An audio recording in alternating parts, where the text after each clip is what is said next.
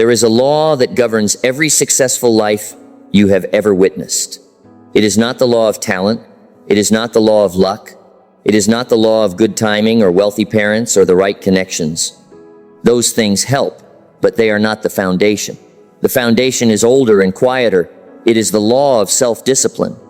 This law says simply this: you will become what you repeatedly do, not what you repeatedly intend. Intention is a ghost. Action is a body. And without self-discipline, your intentions will haunt you, but never house you. Most people believe they lack willpower. That is not the truth. What they lack is a clear understanding of how self-discipline actually works. They think it is a storm of effort, a heroic moment where you clench your jaw and force yourself through pain. But that image is wrong. Self-discipline is not a single explosion.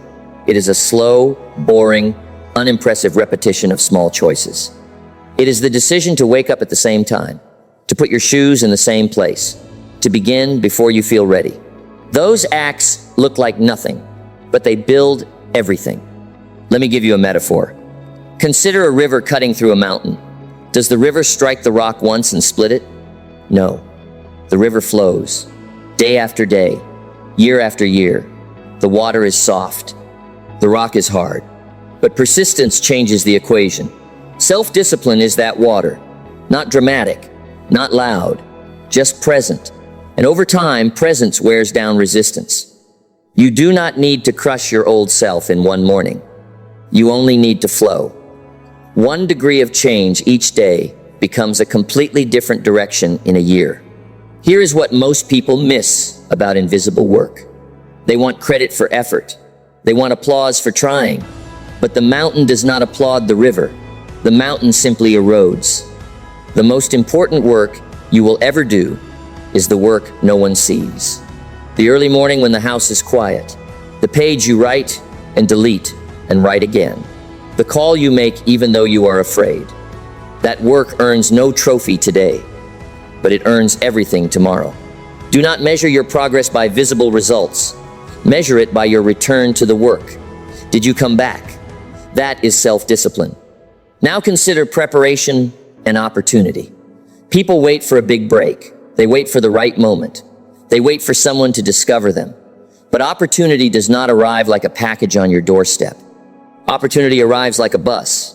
It comes every day. But you must be standing at the stop, and you must have your fare ready. The fare is not luck. The fare is preparation. Self-discipline is the act of standing at the stop before the bus appears. It is the hours of practice when no one is watching.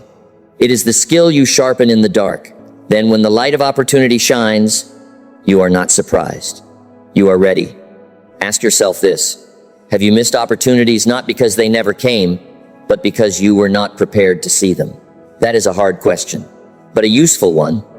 The prepared mind sees chances where the unprepared mind sees nothing.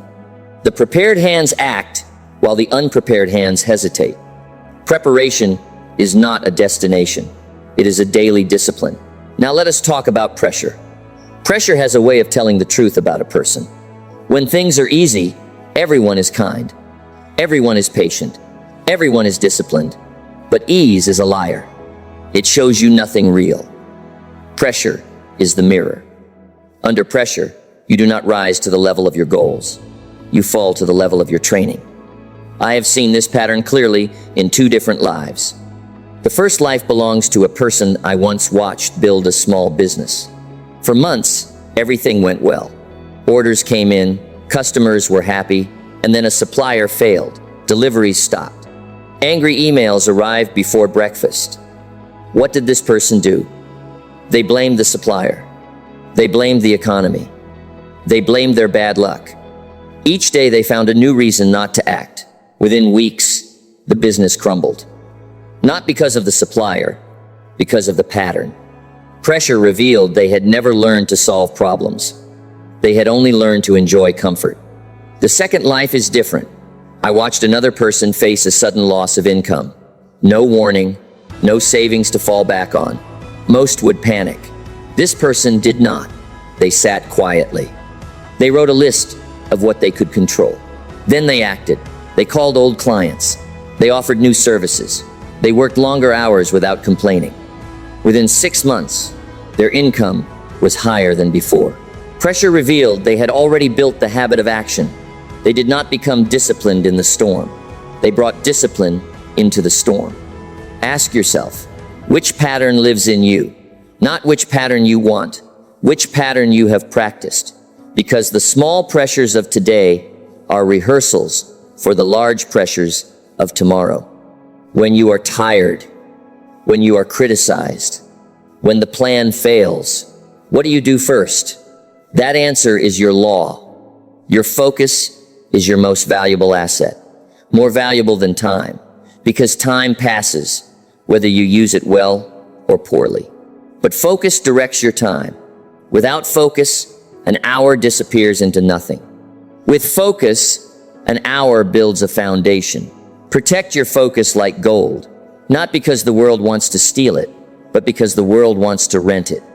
Every notification, every headline, every ping is asking for a small piece of your attention. Individually, each request is small.